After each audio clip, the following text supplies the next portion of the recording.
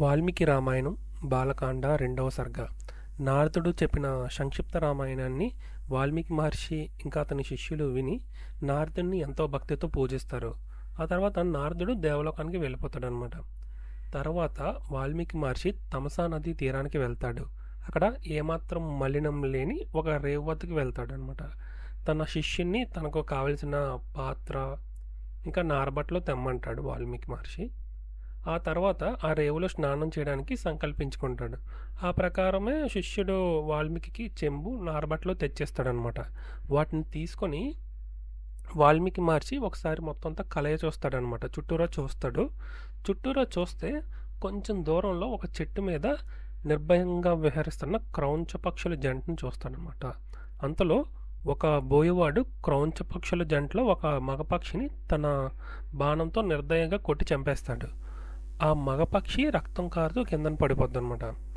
కింద పడిపోయిన మగపక్షిని చూచి ఆడపక్షి ఎంతగానో దుఃఖిస్తుంది. కింద పడిన మగపక్షి చుట్టూ తిరుగుతూ చాలా దీనంగా ఏడుస్తూ ఉంటుంది అనమాట. అలా ఏడుస్తున్న ఆడపక్షిని వాల్మీకి చూస్తాడు. ఆయన మనసు చాలా ద్రవించిపోతుంది, చాలా చలించిపోతుంది అనమాట. వాల్మీకి ఆ బోయవాడిని చూచి ఇలా అంటాడు. అలా అని ఒక శ్లోకం చదువుతాడు. ఆ శ్లోకం ఏంటనేది ఇక్కడ స్క్రీన్ మీద ఇస్తాను. దాని అర్థం ఏంటి అంటే, ఓయి బోయవాడ, నీవు మన్మథావస్థలో ఉన్న పక్షుల జంటలో ఒకదాన్ని చంపావు, కాబట్టి నీవు కూడా అల్పాయుష్కుడు అవుదువు కాక అని ఆ వాక్యం యొక్క మీనింగ్ అనమాట. అంతలోనే తనలో తాను ఇలా అనుకుంటాడు, ఇదేంటి నేను ఈ పక్షుల జంటను చూచి ఇలా అనుకోవడం ఏంటి, నా నోటి నుంచి ఇటువంటి వచనంలో రావడం ఏంటి అని తనలో తాను అనుకుంటాడనమాట. వెంటనే తన శిష్యుల్ని పిలుస్తాడు. పిలిచి వాళ్ళతో ఇలా అంటాడనమాట, ఆ క్రౌంచ పక్షుల్లో ఒక దాన్ని బోయవాడుగా చంపగా దాన్ని చూచి నేను చలించిపోయి పాదబద్ధంగా ఒక వాక్యాన్ని చెప్పాను. అది వృధా కారాదు, అది శ్లోకంగా ప్రసిద్ధి చెందుతుంది అని వాల్మీకి మహర్షి తన శిష్యులతో చెప్తాడనమాట. శిష్యుడు వెంటనే ఆ శ్లోకంని కంఠస్థం చేస్తాడు.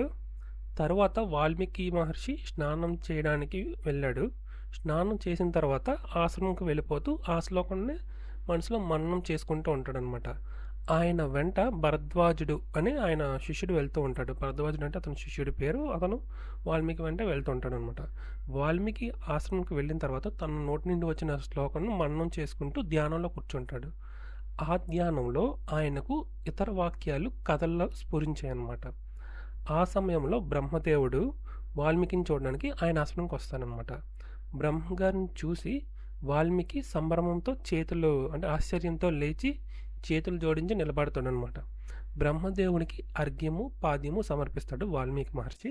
ఒక ఉచితాసనం మీద కూర్చోబెడతాడు బ్రహ్మదేవుడిని. ఆయన ఆదేశంతో ఆయన కూడా ఆ పక్కనే ఉన్న ఒక ఆసనం మీద కూర్చుంటాడు. వాల్మీకి మహర్షి మాత్రం ఆ క్రౌంచ పక్షుల జంట ఉంది కదా, దాని గురించి ఆలోచిస్తూ ఉంటాడనమాట. ఆహా, అందంగా విహరిస్తున్న క్రౌంచ పక్షుల జంటలో ఒకదాన్ని ఆ క్రూరుడు నిర్దయగా కొట్టాడు కదా అని ఆలోచిస్తూ ఉంటాడనమాట. వాల్మీకి మనస్సు దుఃఖంతో నిండిపోద్ది. అప్రయత్నంగా ఆయన నోటి నుండి వచ్చింది ఆ వాక్యం. అయితే ఆ వాక్యాన్ని విన్నాడు ఎవరు? బ్రహ్మదేవుడు. ఓ వాల్మీకి మహర్షి, నీ నోటి నుండి వచ్చిన ఆ వాక్యము శ్లోకమే, అందుకు సందేహం లేదు. అది నా సంకల్పమే. నా సంకల్పం వల్లే నీ నోటి నుండి ఆ వాక్యం వెలువడింది. అది శ్లోకమైంది. నీవు పుణ్యప్రదమును మనస్సులను రమింపజేయుదుగు రాముని యొక్క చరిత్రమును శ్లోక రూపంలో కావ్యంగా రచించు. రాముడు ధర్మాత్ముడు, గుణవంతుడు, బుద్ధిమంతుడు.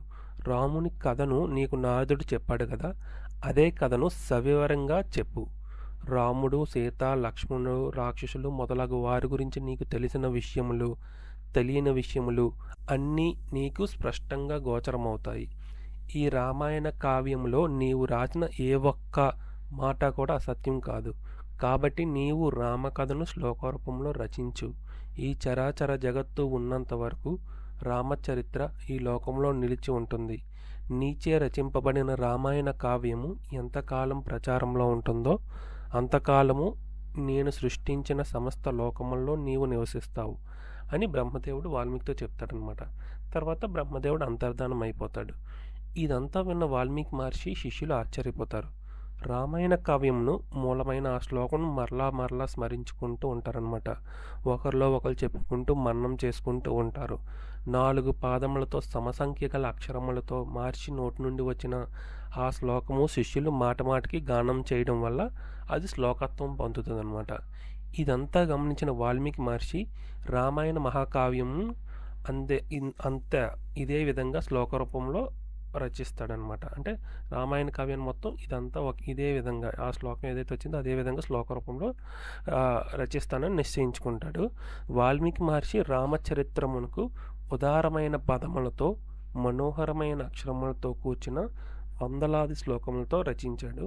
ఆ మహాకావ్యంను సమాసములతోనూ సందులతోనూ ఉత్పత్తులతోనూ సుమధురములు అర్థవంతములైన వాక్యములతో అల్లాడింది.